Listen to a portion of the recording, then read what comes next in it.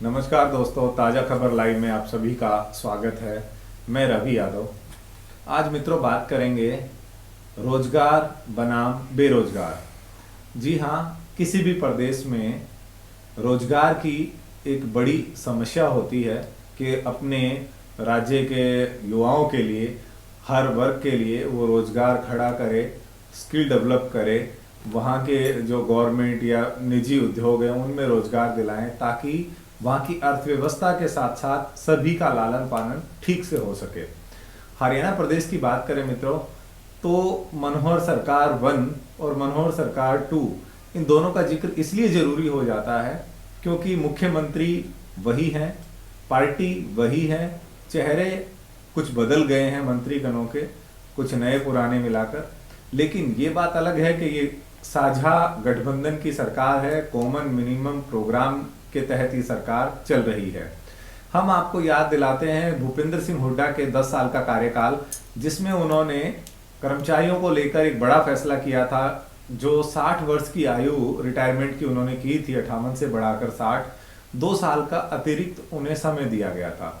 लेकिन ये सरकार जब आई तब इन्होंने मनोहर सरकार ने उस फैसले को पलटते हुए 58 साल में रिटायरमेंट इसलिए तय कर दिया था ताकि प्रदेश के युवाओं को ज़्यादा से ज़्यादा रोजगार मिले और 2 साल तक जो और नौकरी करेंगे उनको समय पे, यानी कि 58 साल के समय पे सेवानिवृत्त कर दिया जाए ताकि नए रोजगार पैदा हो। अच्छी सोच के साथ ही अच्छा काम तो किया गया था, लेकिन ये विचित्र तब लगा मित्रों कि तब इस सरकार ने, हमारी जानकारी के अनुसार जो हमें पता लगा है कि मौजूदा कार्यकाल में भी दोबारा से जो रिटायरमेंट के बाद एक्सटेंशन पे एक्सटेंशन लोगों को दी जा रही है और प्रदेश भर में 10 से 15 हजार के बीच का ये आंकड़ा जो है ये हमें मिल पाया है कि अलग अलग विभागों में, चाहे वो चंडीगढ़ हो, दिल्ली हो या हरियाणा के तमाम जिले हों, सभी विभागों में इस तरह के कर्मचारी बैठे हैं। यानी कि मौजूदा स्थिति जस की तस है। यदि उस ईयर्स को, यानी कि 60 से 58 को घटाना ही था तो ये एक्सटेंशन किस लिए, और एक्सटेंशन की जरूरत नहीं थी बल्कि नए रोजगार पैदा करने की जरूरत थी। अब बात करते हैं मनोहर सरकार 2 की, जो कॉमन मिनिमम प्रोग्राम के साथ जजपा पार्टी के साथ गठबंधन के साथ चल रही है। और बात करें हाल ही में, यानी कि 4 महीने पहले की बात करें तो एक कैबिनेट हरियाणा भवन दिल्ली में हुई थी, जिसमें कैबिनेट के बाद जो है खुद मुख्यमंत्री मीडिया से रूबरू हुए और उन्होंने एक बयान दिया था कि हमने क्या क्या एजेंडे आज उस कैबिनेट में पास किए। और प्रमुख जो एजेंडा था वो था कि 70% आरक्षण, हम कह सकते हैं कि वो स्थानीय युवाओं के लिए जो निजी उद्योग धंधे हैं हरियाणा प्रदेश में, उनके अंदर जो है सुनिश्चित किया जाए। जिस तरह की उनकी क्वालिफिकेशन है, योग्यता है, उसके आधार पे उनके लिए सुनिश्चित करना। और ये हिस्सा मैं आपको इसलिए याद दिला रहा हूं क्योंकि ये जननायक जनता पार्टी का अपना चुनावी एजेंडा था, उनके मैनिफेस्टो का हिस्सा था। आज इस घटनाक्रम को हम इसलिए जोड़ रहे हैं मित्रों क्योंकि आज प्रदेश के उप मुख्यमंत्री की तरफ से एक सरकारी प्रेस विज्ञप्ति जारी हुई है और उसमें साफ साफ कहा गया है कि अब वो युवाओं को रोजगार देने के लिए प्रदेश में एक नया रोजगार भवन बनाएंगे। उसके बाद एक रोजगार पोर्टल बनेगा जिसके ऊपर सभी युवा जो है अपनी योग्यता के अनुसार, उन्होंने क्या किया है, आईटीआई किया है, पॉलिटेक्निक किया है, जेई किया है, इंजीनियरिंग किया है, बीटेक, एमबीए, जो एनीथिंग, या वो लेबर क्लास है, हेल्पर है, 10वीं 12वीं पास है, वो अपनी डिटेल डाल सकेंगे। और जो निजी उद्योग हैं वो अपनी आवश्यकता अनुसार उनको रिक्रूटमेंट यानी कि नियुक्तियां दे सकेंगे। लेकिन कथनी और करनी में उप मुख्यमंत्री महोदय बहुत ज्यादा फर्क नजर आ रहा है। जो वायदे आपने किए थे महज 8 महीने की सरकार में, आप शायद उन्हें भूल गए हैं, इसलिए हमें याद दिलाने की आपको जरूरत है कि आपने 70% आरक्षण को सुनिश्चित करने की बात कही थी कि वो प्रदेश के युवाओं के लिए होगा। अब कब नौमन तेल होगा और कब राधा नाचेगी, ये बड़ी विचित्र बात है कि आप पहले रोजगार भवन बनाएंगे, उसके बाद पोर्टल बनेगा, फिर वो अपलोडिंग शुरू होगी और फिर रिक्रूटमेंट शुरू होगी।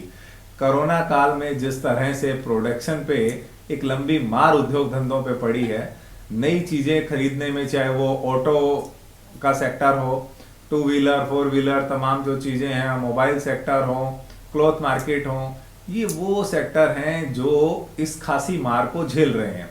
केंद्र सरकार ने तमाम उद्योगों की मदद की है, लेकिन अभी इससे निजात पाना इतना आसान नहीं है। और हम नहीं, ये बल्कि दुनिया भर के जो औद्योगिक के एक्सपर्ट हैं उनका अपना मानना है कि अभी इससे निजात पाने में समय लगेगा, ना केवल भारत को बल्कि दूसरे देशों को भी। तो ऐसे में आप कहाँ से रोजगार पैदा करेंगे? किस तरह की मीठी मीठी बातें करके लोगों को लुभाने का काम कब तक होगा? और अब ये बात इसलिए गले नहीं उतरती क्योंकि रोजगार पैदा करने के लिए, उद्योग धंधों को चलाने के लिए सरकार को जो भरकस प्रयास करने चाहिए, उसकी बजाय अब आप पोर्टल खोलने में लगे हुए हैं। आप किस तरह से, किस पैटर्न पे, किस पटरी पे जाकर 70% युवाओं को रोजगार देंगे, ये एक बड़ा सवाल है। क्योंकि आए दिन हमने देखा होंडा कांड, मारुति कांड, मैनेजर को जला दिया गया। ये इस तरह के घटनाक्रम है मित्रों कि आए दिन यूनियन जो नारेबाजी लगाती है, अपने हकों की लड़ाई लड़ती है, ये वो डर औद्योगिक घरानों के, कारखाने चलाने वालों के, मालिकों के और वहां पे बड़े बड़े पद अधिकारियों के दिमाग में बैठा हुआ है। यदि हरियाणा के लोगों को रोजगार दिया तो वो जो है अपनी तादाद बढ़ाएंगे, संख्या बढ़ेगी, लोकल होने के कारण जो है वो यूनियन की तरफ भागेंगे, अपनी मांगों को ज्यादा से ज्यादा मनवाएंगे और वो प्रोटेस्ट करेंगे, जिससे प्रोडक्शन पे इफेक्ट पड़ेगा। और एक कारखाना मालिक ये कभी नहीं चाहेगा कि उसका प्रोडक्शन बंद हो, यानी कि उसका चेन सिस्टम ब्लॉक हो। वो यही चाहेगा कि उसका जो कारखाना है वो सुचारू रूप से चलता रहे, कोई ज्यादा उसको दिक्कतें ना आए, वहां पे लेबर प्रॉब्लम क्रिएट ना हो और हड़ताल वगैरह ना हो। इस तरह की बातें जो हैं, ये अनुभव उनका कहता है कि वो कहीं भी किसी भी राज्य में यदि बात करें जहाँ पे यूनियन प्रॉब्लम होती है, लेबर प्रॉब्लम होती है, तो वहाँ के स्थानीय युवाओं को तरजीह नहीं देते, बल्कि दूसरे राज्यों को, बच्चों को इसलिए तरजीह देते हैं कि वो सिर्फ और सिर्फ मेहनत करके अपने घर पैसा भेजने में, अपना जो है जीवन व्यापन करने में समय बिताते हैं। तो मुझे उम्मीद है कि इस बात से मौजूदा सरकार की जो कुंभकर्णी नींद है वो जरूर टूटेगी और वो इस पे फोकस करेगी कि उनकी जो कथनी है वही करनी होनी चाहिए, इसमें फिर बदल ना हो। क्योंकि बड़ी उम्मीदों के साथ हरियाणा की जनता ने उनको ये जनमत की सरकार दी है और पूरा मत का प्रयोग किया है, और दोनों लोग कॉमन मिनिमम प्रोग्राम में वास्तव में इसे पूरा करके अमली जामा पहनाकर भी दिखाए। और कहते हैं दोस्तों कि जिंदा है तो जिंदा नजर आना भी जरूरी है। यदि काम हो रहा है वो तो दिखना भी चाहिए कि किस तरह से होता है। और देखेंगे इन फ्यूचर क्या सरकार इसमें कुछ बदलाव करती है और हरियाणा के रोजगार के लिए, हरियाणा के युवाओं के लिए कितना कुछ डेवलपमेंट करती है।